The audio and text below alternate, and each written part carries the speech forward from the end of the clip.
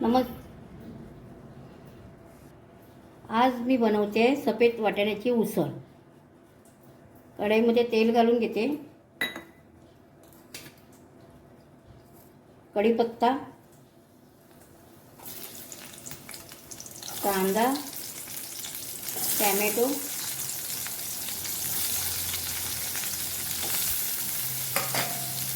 चांगलं परतून घेते। आता याच्यामध्ये अद्रक लसूणची पेस्ट,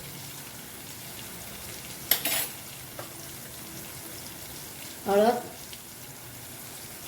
लाल तिखट, मालवणी मसाला, जेवढा तुम्हाला तिखट पाहिजे तेवढा, धना जिरा पावडर, मॅगी मसाला, गरम मसाला आणि चवीनुसार मीठ।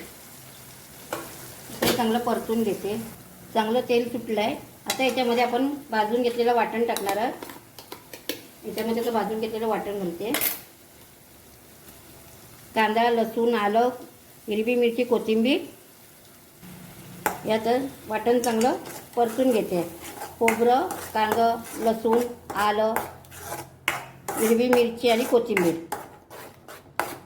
हे चांगलं वाटण परतून घेतलं आहे। आता आपण याच्यामध्ये उकडून घेतलेले सफेद वाटाणे आणि बटाटी त्याच्यामध्ये वाटपामध्ये घालूया। ही सफेद वाटाण्याची आपण उसळ करतो आहे। ही आता चांगली मिक्स करून जेवढी तुम्हाला पातळ उसळ हवी असेल सफेद वाटाण्याची तर तुम्ही तेवढं पाणी घालू शकता। आता मी एवढी ही बरोबर आहे, पण माझ्याकडे वाटपाचं पाणी होतं ते थोडं घालते मी, म्हणजे चपाती बरोबर आपण खाऊ शकतो। हिला आपण आता चांगली एक उकळी काढून घेऊया। ही बघा आपली सफेद वाटाण्याची उसळ रेडी झालेली आहे।